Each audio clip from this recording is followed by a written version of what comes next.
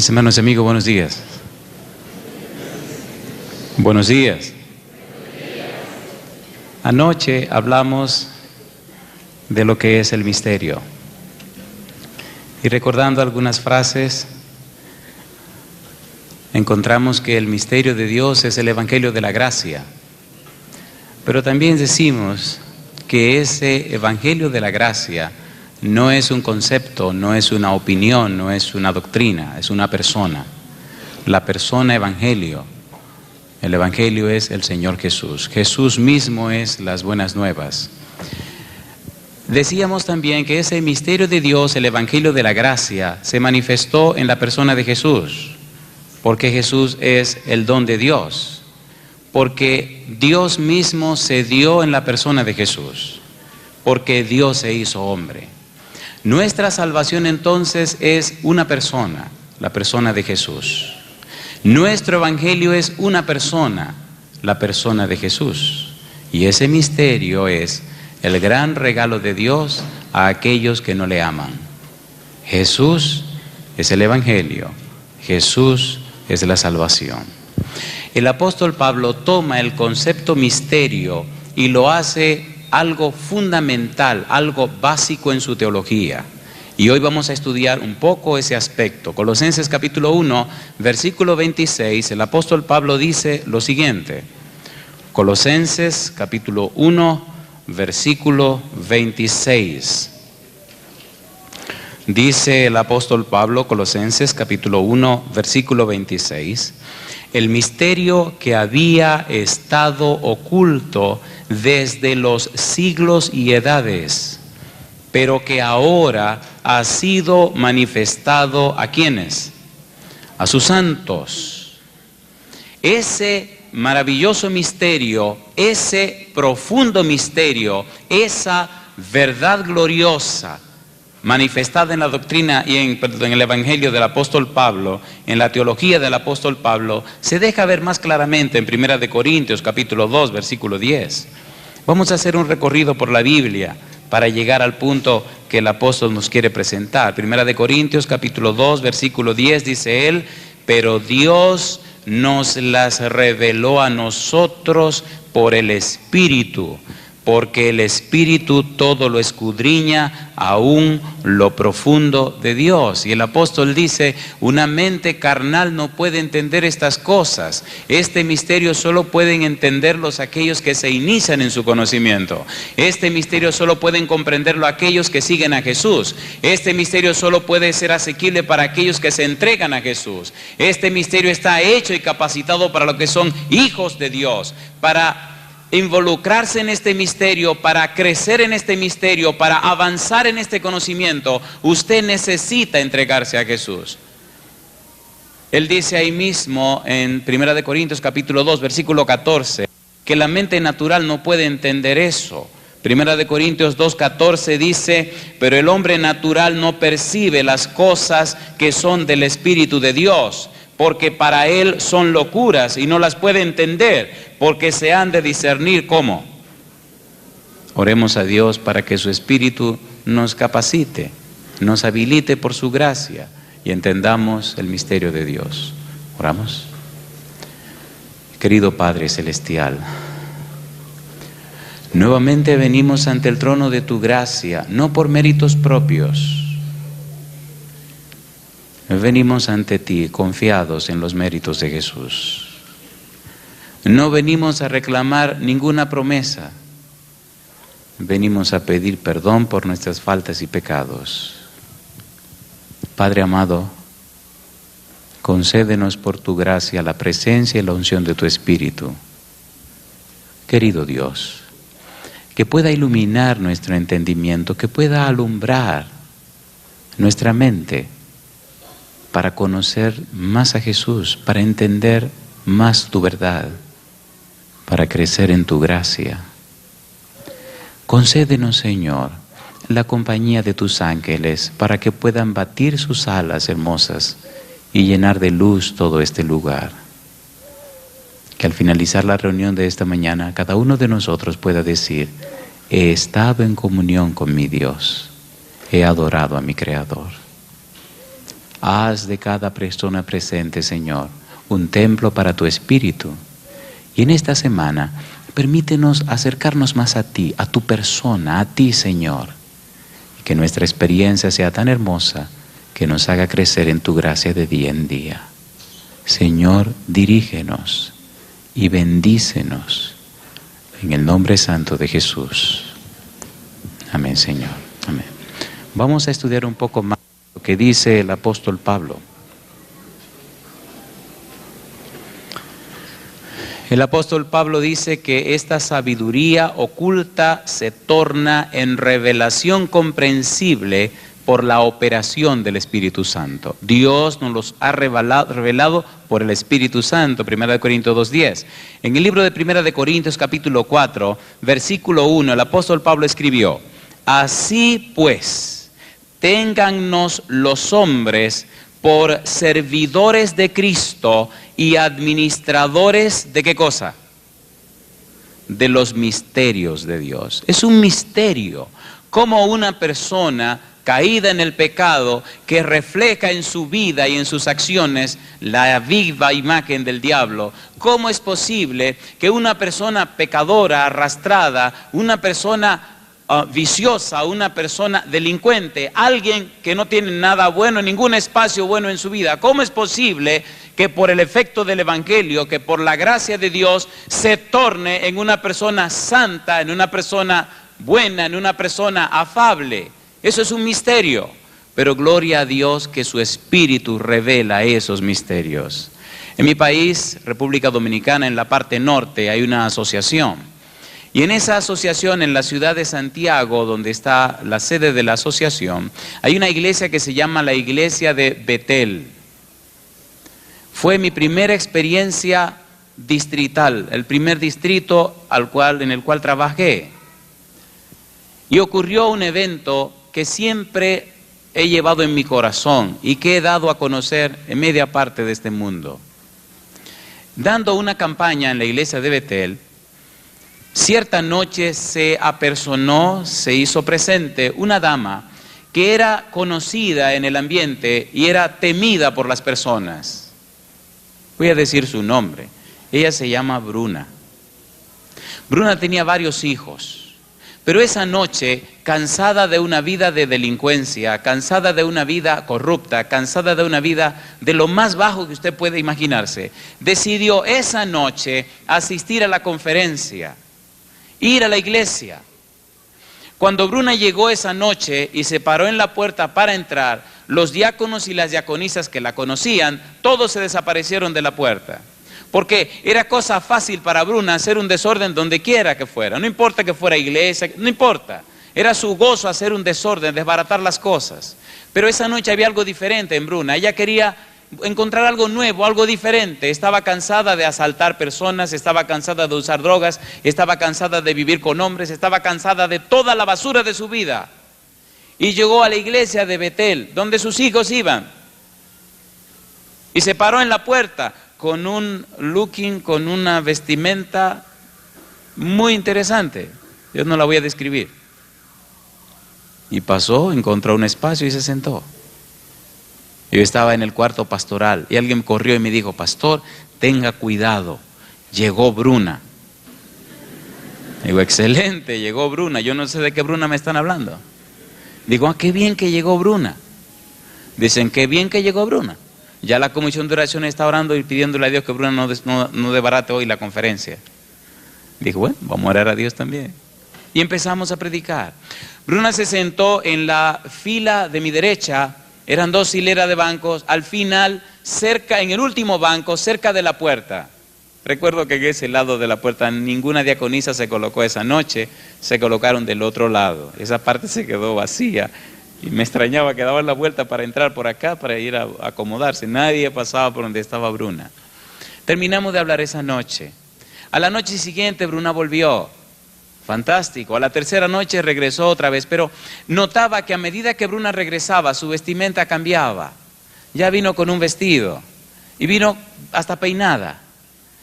Y al salir esa noche me pregunta en la puerta: oiga, pastor, eso que usted dice, ¿usted lo cree de corazón? Y yo me sonreí. Le dije, sí, señora, yo lo creo de todo mi corazón. ¿Usted puede visitarme mañana en mi casa, en el ensanche Bermúdez? Le dije, sí, Bruna, yo la puedo visitar. ¿A qué hora puedo ir? Cuando usted quiera, yo ahí estoy siempre. ¿Puedo ir en la mañana, Bruna? Mucho mejor. Llegué ese día en la mañana a la casa de Bruna y no había muebles, no había juego de comedor, no había nevera, refrigerador, porque todo estaba empeñado o había sido vendido para comprar drogas o para beber o para lo que fuere. Solo había una cama. Y cuando llegué me dice, venga, pase.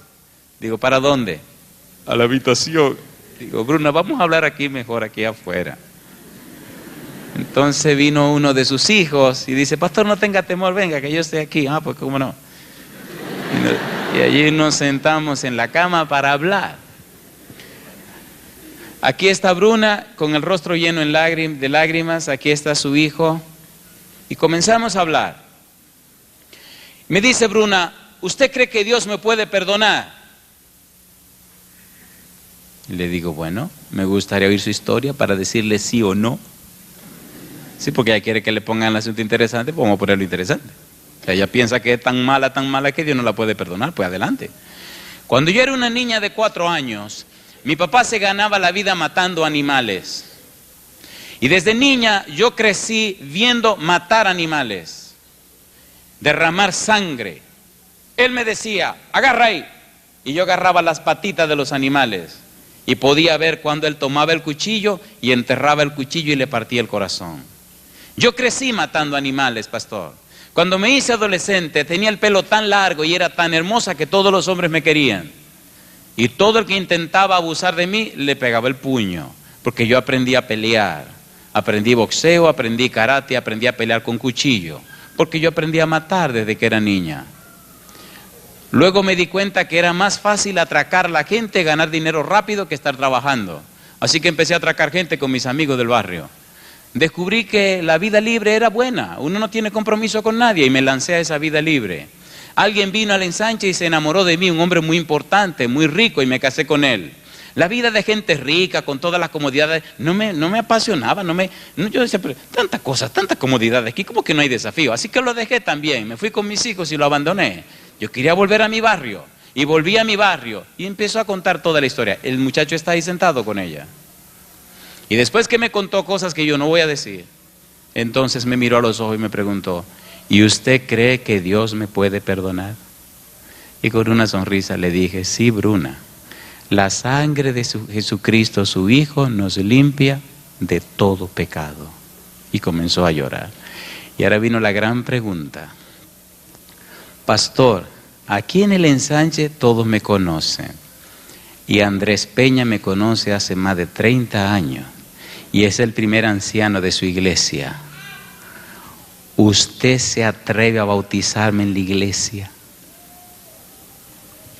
Y ya yo sabía lo que significaba su pregunta. Si iba a haber una revolución con los ancianos de la iglesia, cuando le dijeran que Bruna se iba a bautizar. Y las miré y me sonreí otra vez. Y no sé si por ignorancia, o por falta de experiencia, o por qué razón le dije, yo la bautizo. Dice, pues ponga la fecha. Bueno, yo voy muy feliz a mi junta de iglesia y le digo, que no me dicen quién se va a bautizar. Y dice el primer anciano, ¿quién, pastor? Bruna. No, usted está bromeando. Sí, Bruna. Pastor, tenga mucho cuidado. Bruna se va a bautizar. Bueno, hay que ver dónde ella se va a bautizar. Digo, aquí. Hubo un silencio de muerte.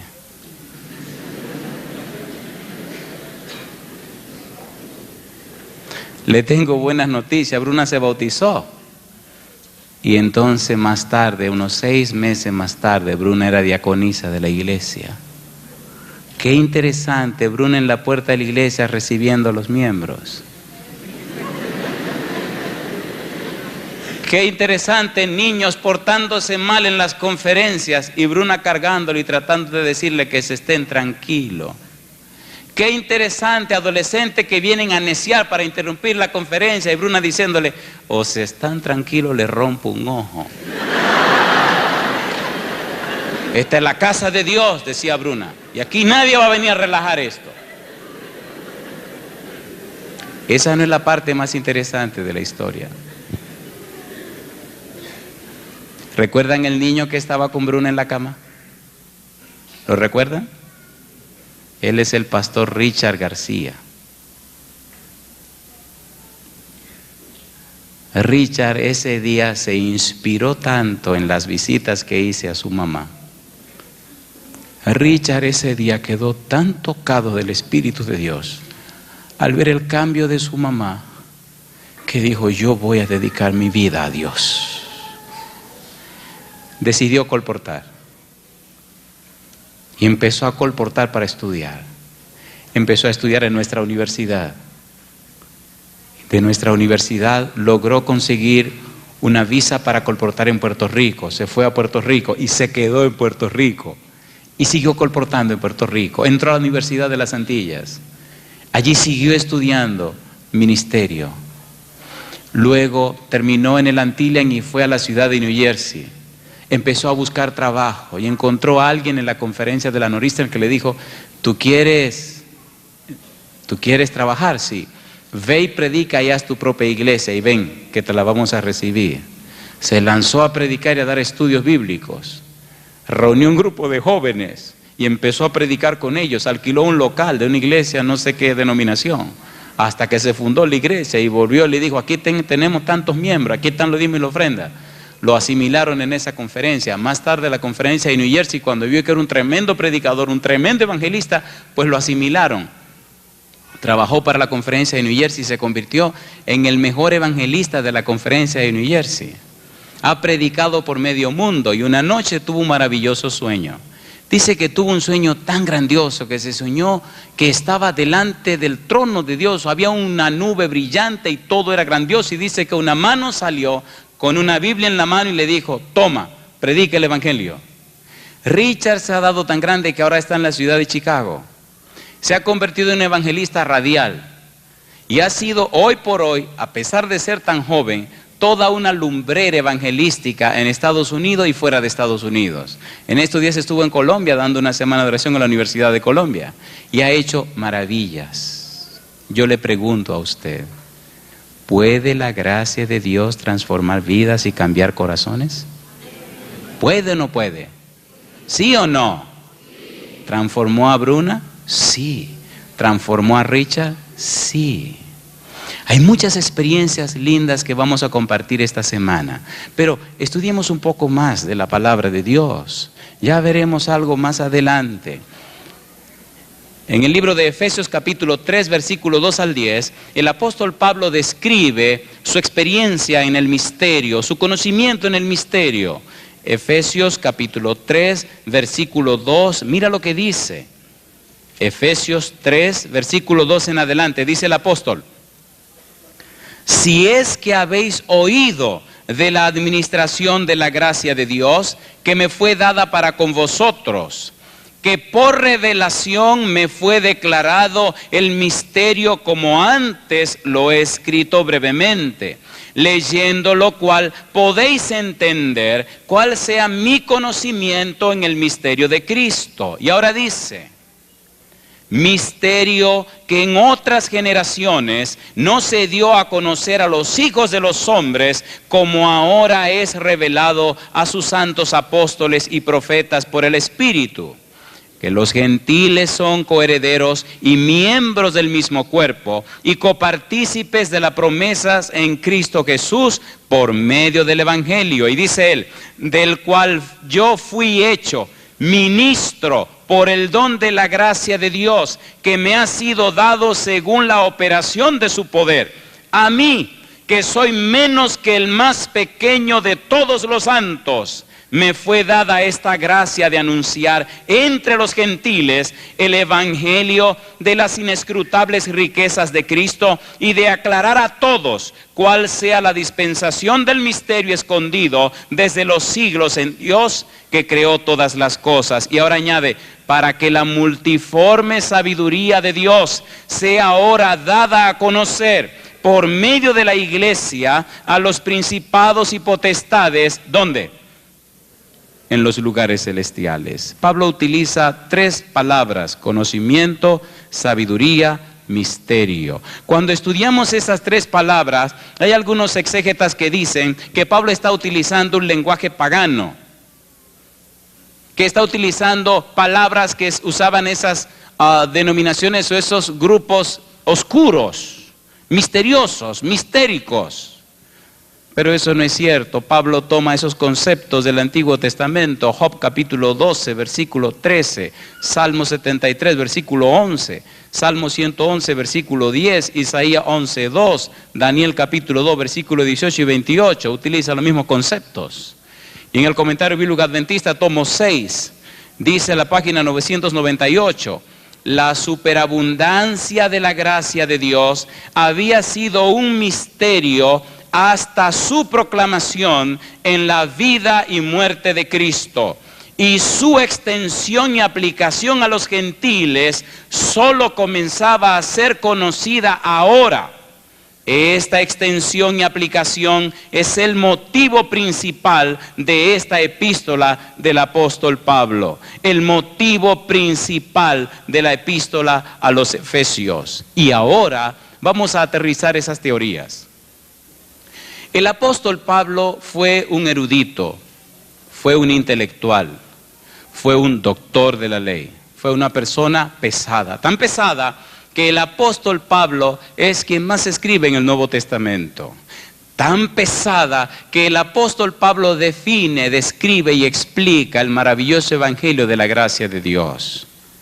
Tan pesado fue Pablo que todavía lo estamos estudiando. Tan pesado fue Pablo que todavía hay que hacer exámenes de lo que él escribió. Y hay personas haciendo doctorados en las cosas que él escribió. Miren si era pesado. Pero lo maravilloso de Pablo no era cuánto sabía, cuánto conocía o cuán profundo fue. Porque aún con todo su conocimiento persiguió a la iglesia cristiana. Aún con toda su sabiduría aprobó la muerte de Esteban. Aún con todo lo que entendía, no conocía a Jesús y perseguía a los cristianos. Pero algo ocurrió en la vida del apóstol Pablo. Hay un misterio que se revela en la vida de Pablo. Hay algo que cambia y transforma la vida de Pablo. Hay algo que da un nuevo curso a la vida de Pablo. Hay algo que hace que Pablo tenga un reinicio en su existencia. Hay algo que trastorna completamente la vida de Pablo. No su conocimiento intelectual, no su conocimiento académico, no su conocimiento pasado, sino una experiencia nueva. Una experiencia no con un término, una experiencia con una persona. Pablo rumbo a Damasco, ¿con quién se encuentra en el camino? ¿Con quién se encontró Pablo? ¿Quién lo tumbó del caballo? A mí me da risa porque a veces el Señor tiene forma como muy interesante de encontrarse con la gente. Le llamo a esas experiencias las bromas de Dios. Oiga, el Señor pudo haberlo hecho de otra manera más suave, pero no, lo tumbó del caballo. Cuando era niño, no era tan niño, pero cuando era un adolescente, viví en un lugar en mi país que está hacia el este, se llama el Ingenio Quisqueya.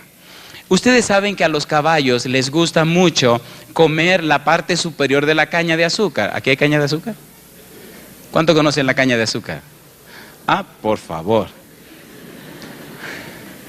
Cerca de mi casa habían unos vecinos que tenían muchos caballos y me fascinaba correr caballo. Pero correr caballo, como decimos allá, al pelo, o sea, sin sillas. Usted le tira una manta por encima y se acabó a correr y a estrellarse, a correr. Y todas las tardes me iban a buscar para ir a buscar, allá le decíamos cogollos, o sea, la parte de arriba cortaban la caña y recoger esos cogollos, ponerlo a los lados, amarrarlo con un lazo, con una soga, y bueno, y traerlo. Pero lo rico era cuando uno iba a buscarlo. Porque esos pobres caballos en el cañaveral, corríamos hasta que los caballos se cansaban. Y entonces veníamos despacio y ya, pero ya corrido, bien corrido. ¿Usted ha gozado de una caída de un caballo corriendo? Usted no sabe lo que es bueno. Recuerdo que a mí me correspondía montar una yegua pequeña, yo era el más pequeño del grupo, pero era la que más corría. Y ella no soportaba que ningún caballo estuviera delante de ella. Como era la que más corría, siempre la dejaban detrás. Y recuerdo que muchas veces la yeguita le pasaba a todos los caballos, pero tenían que devolverse a buscarme a mí porque ya estaba explotada en algún tronco de caña, alguna cosa de esa. Pero yo lo gozaba. La suerte es que en los cañaverales hay mucha paja, mucha hoja seca, y la caída no duele tanto. Pero Pablo iba para Damasco. y el Señor lo tumbó. Hay muchos intelectuales que el Señor tiene que tumbarlo y darle bien duro para que puedan entender. Ser intelectual no es un problema. El problema es no estar en comunión con Jesús. Pero el problema no es solo de los intelectuales, es un problema de todos. Yo te pregunto esta mañana, ¿verdad que muchas veces estamos haciendo cosas en la vida, creyendo que estamos haciendo lo mejor, y de repente descubrimos que eso no era lo mejor? ¿Sí o no? Cuando Pablo se encontró con Jesús y Jesús le preguntó: Saulo, Saulo, ¿por qué me persigues? ¿Sabía Pablo quién le estaba hablando? ¿Conocía Pablo a Jesús? ¿Había tenido Pablo una experiencia con Jesús? Pero no era un doctor de la ley, no era un maestro de Israel, no había sido educado a los pies de Gamaliel, no era un intelectual, pero no conocía a Jesús. No importa cuántos títulos tú tengas, ni cuántos años tenga en la iglesia. Pablo tenía en la iglesia toda su vida. Si tú todavía no conoces a Jesús, todo lo que sabes y todo lo que tienes da cero. Esto me recuerda a un muchacho muy enamorado que llegó donde su profesor y le preguntó: me acabo de enamorar y me quiero casar con esa muchacha. Excelente. ¿Y cómo es la muchacha? Es preciosa. Puso en la pizarra un 0. ¿Y qué más tiene? Tiene el pelo largo, precioso. Y le plantó otro 0. Y empezó el muchacho a preocuparse. Dice: tiene un cuerpo maravilloso. Y le plantó otro 0. Y ya no sabía qué decir. Tiene una dentadura preciosa, cuando se ríe inspira. Otro 0. Es bien alta y esbelta y así. Y le puso otro 0. Y inquieto el muchacho, ya no sabía qué decir. El maestro le dice: ¿y qué más? Es inteligente. El otro 0.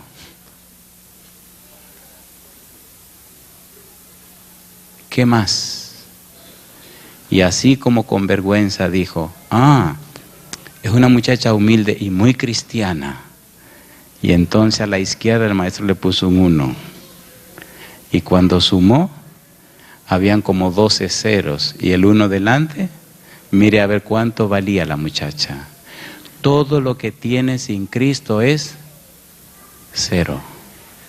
Pero si todo lo que tienes lo colocas al lado de Cristo, tendrás algo maravilloso.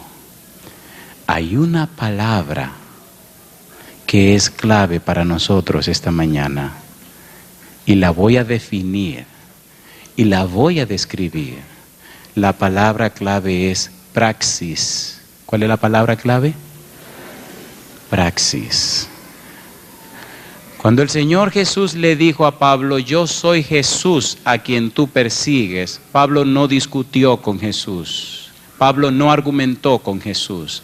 Pablo no empezó una polémica teológica. Pablo hizo una pregunta. ¿Cuál fue la pregunta? ¿Cuál fue la pregunta? Señor, ¿qué quieres que haga? ¿Por qué Pablo solo hizo una pregunta? Porque Pablo estaba equivocado y reconoció su equivocación. Porque Pablo dejó que el Espíritu hiciera el trabajo en su corazón. Porque Pablo aceptó lo que venía del Señor. Porque Pablo definió y decidió dejar que el misterio de Dios, el evangelio de su gracia, obrara en su propia vida.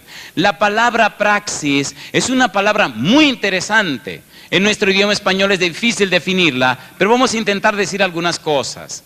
El evangelio de Cristo no debe ser práctico. El evangelio de Cristo debe ser práctico. ¿Qué significa eso? Cualquiera puede practicar religión, cualquiera puede fingir cosas, cualquiera puede arreglar una cañería, una tubería de agua sin ser plomero, cualquiera puede poner un block sin ser un ingeniero civil, cualquiera puede hacer cualquier cosa sin ser lo que hace.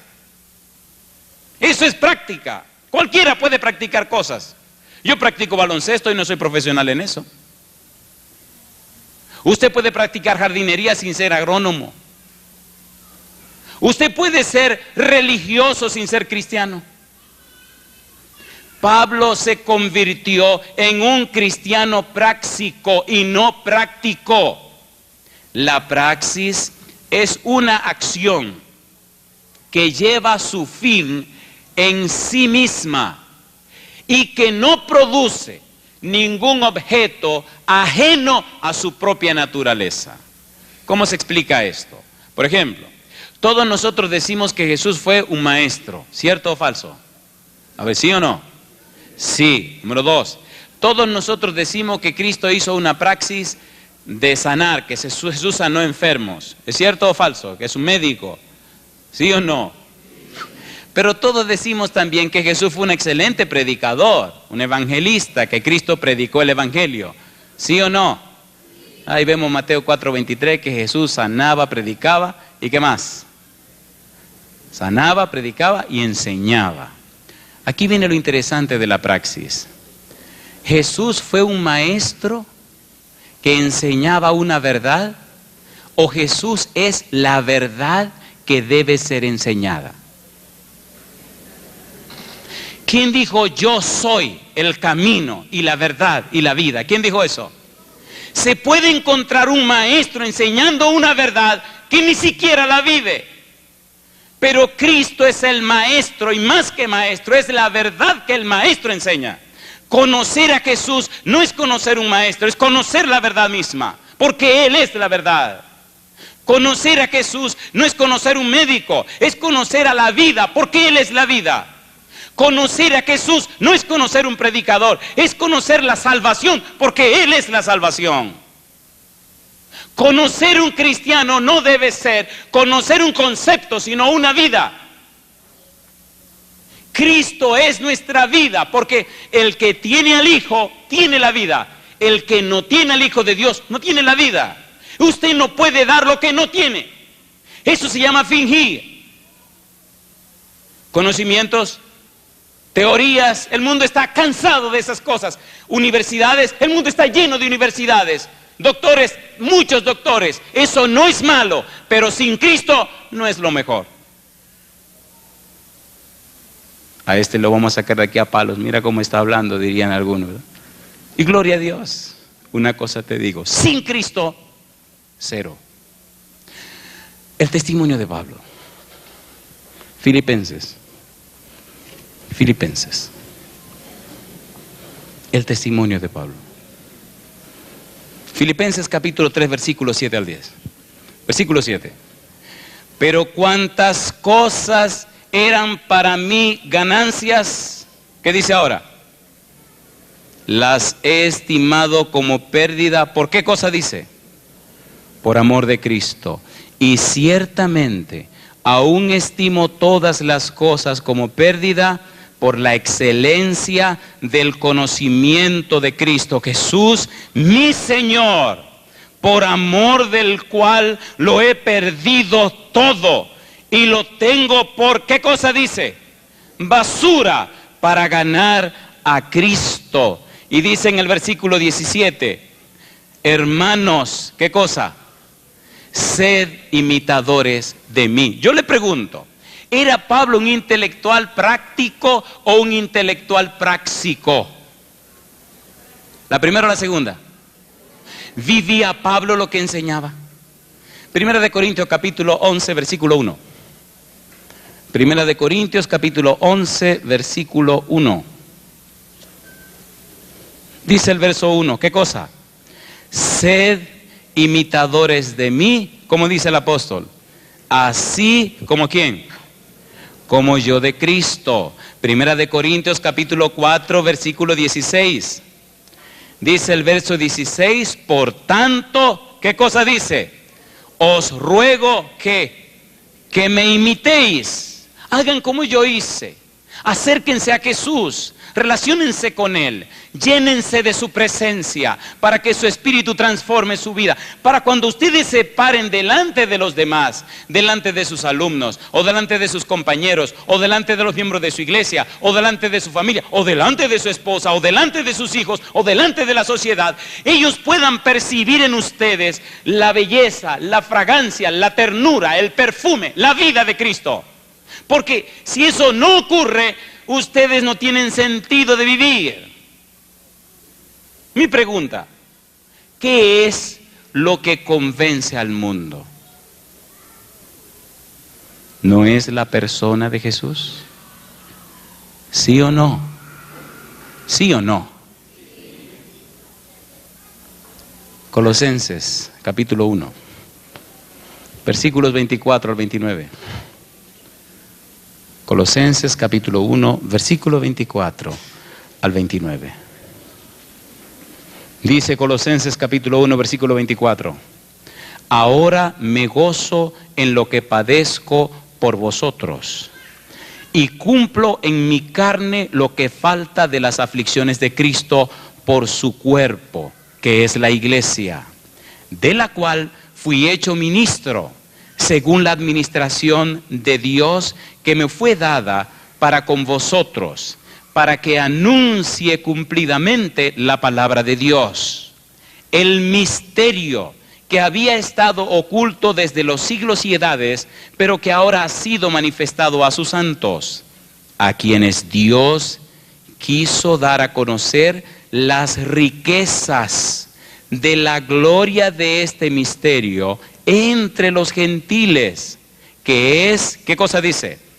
Cristo en vosotros, ¿qué cosa? La esperanza de gloria. Y él sigue diciendo, a quien anunciamos, amonestando a todo hombre y enseñando a todo hombre en toda sabiduría, a fin de presentar perfecto en Cristo Jesús a todo hombre, para lo cual también trabajo, luchando según la potencia de Él, la cual actúa poderosamente en mí.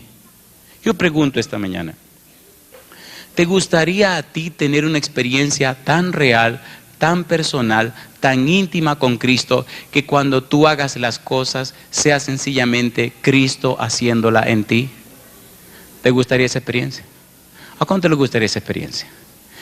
La sierva de Dios dice que cuando uno toma esa decisión, cuando uno decide acercarse a Jesús, cuando uno decide conocerlo a Él, dice, llega un momento en la experiencia que nuestros pensamientos, nuestras palabras y nuestros actos, al hacerlo, lo haremos en una forma tan natural, seremos tan plenamente participantes de la naturaleza divina, que es el mismo Jesús viviendo en nosotros que hace y ejecuta las acciones. Eso es cristianismo práctico.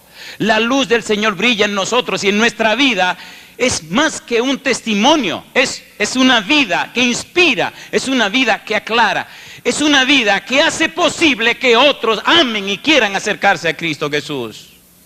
Yo le pregunto esta mañana, ¿no necesitamos en la iglesia esas experiencias? ¿La necesitamos o no la necesitamos? ¿Le gustaría a usted tener esa experiencia? Me voy a atrever a hacer esta pregunta. ¿Usted se atreve a ponerse en pie diciendo que quiere tener esa experiencia con Cristo? Te van a criticar. Recuerdo un caballero que se puso en pie para hacer esa decisión y después me hicieron el comentario.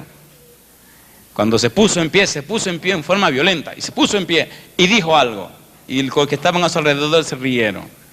Y luego alguien vino y me contó el cuentecito. Él dijo cuando se puso en pie, aunque mi esposa se enoje, yo decido ser para Cristo. ¿Usted se atreve a que su esposa se enoje?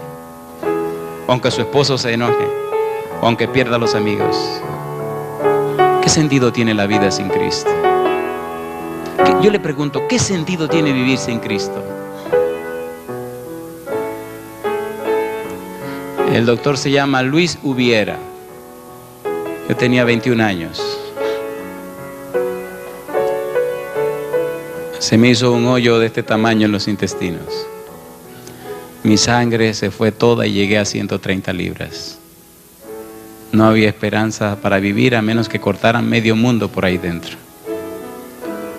Así enfrente me decía, joven, yo veo que usted es cristiano, pero lamentablemente el caso es crítico, es muy serio. Va a seguir sangrando a menos que hagamos algunas cosas o use este medicamento. Dije, no. Si no lo usa, entonces va a morir. Yo no lo voy a usar.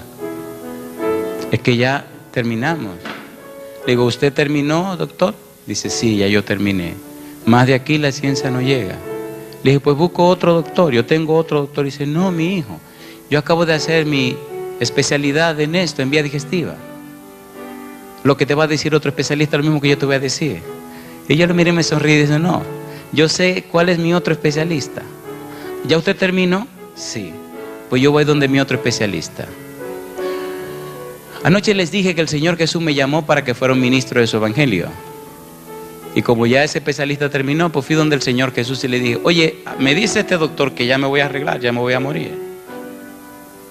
No, Señor, yo necesito que prediques el evangelio. Dije, bueno, pues ven, resuélveme este asunto. 130 libras tenía. Por la gracia de Dios, el Señor vino y hizo su trabajo en mi cuerpo. Ahora no puedo bajar de 220 libras. Ya pasaron 22 años. Jamás he vuelto a tener ese tipo de problema. Yo le pregunto a usted, ¿eran los intestinos míos que tenían un hoyo y botaba la sangre? Sí. ¿Fue a mí que me mandaron a morir a mi casa? Sí. Usted no me lo puede contradecir. ¿Fue con mi Señor Jesús que hablé? Sí. ¿Mi Señor Jesús me visitó? Sí. ¿Estoy aquí hablando con ustedes? Pues claro que sí.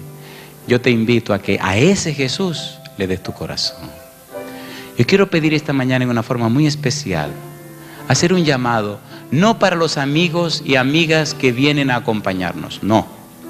Yo quiero hacer un llamado para todos los miembros de iglesia que son bautizados, no al personal administrativo, no a los miembros de la facultad, no al personal docente, ya ellos pasaron anoche. Yo quiero hacer un llamado a todos los bautizados, miembros de nuestra iglesia, que posiblemente por años han estado en la iglesia, pero que necesitan una experiencia real, individual, personal, íntima, profunda con el Señor Jesús. Si usted se atreve esta mañana a hacer esa decisión, entonces pase al frente con nosotros. Y si no cabe aquí al frente, entonces suba aquí arriba con nosotros. Y si no caben aquí arriba con nosotros, entonces por lo menos quédese donde usted, en el pasillo. Pero yo quiero verlo aquí adelante, por favor. Todos los que son miembros bautizados de nuestra iglesia, que hoy quieren comenzar de nuevo su experiencia cristiana, que quieren tener una relación con Jesús real, personal, pueden subir. Comiencen a subir los primeros para que los demás puedan pasar. Oiga la pregunta, una experiencia real y personal. No es un asunto religioso, es un asunto práctico. Es que los demás puedan ver a Jesús en tu vida. Por favor, pueden subir, adelante, adelante, pueden subir. ¿Hay miedo? ¿No se puede subir aquí? ¿No se puede subir aquí? Adelante, que suban por allá, vamos a subirlo aquí. Adelante. Adelante, adelante. Veo que tiene miedo de subir aquí, pastor, hay problema aquí arriba. Así. ¿Se puede caer esto? Adelante, adelante. Adelante. Adelante.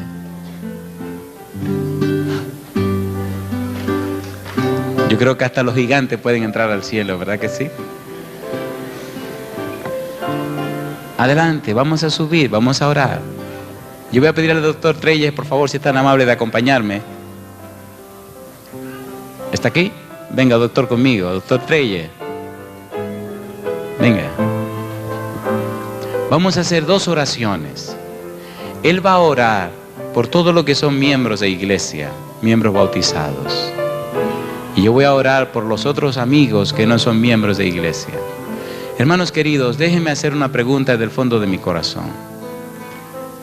Yo no he venido aquí a pasarle las manos y a decirle, duerme mi hijo, tranquilo, duerme. No, yo he venido aquí a molestarle un poco, pero lo voy a hacer con mucho amor.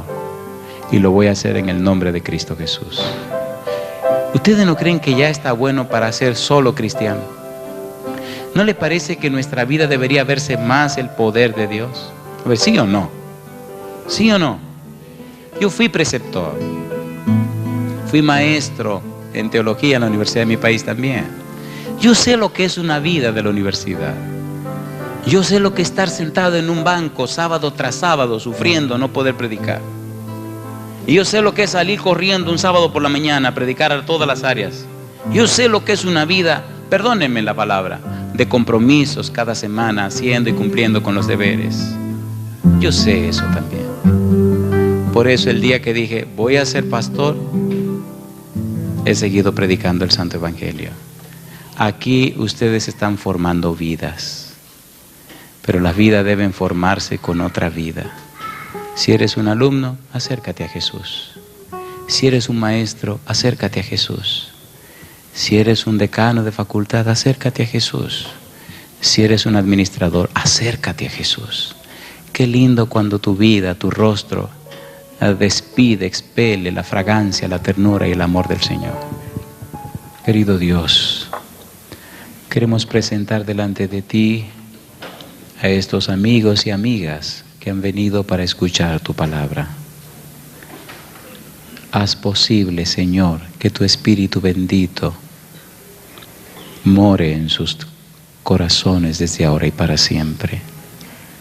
Que ellos puedan tener un encuentro real, personal con el Señor Jesús.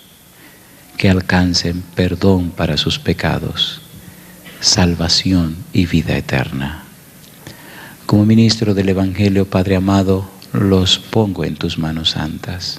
Cuídalos, acompáñalos, bendícelos, protégelos. Que nada ni nadie interrumpa su camino hasta ti. Que puedan caminar en la senda hermosa que es Cristo el Señor.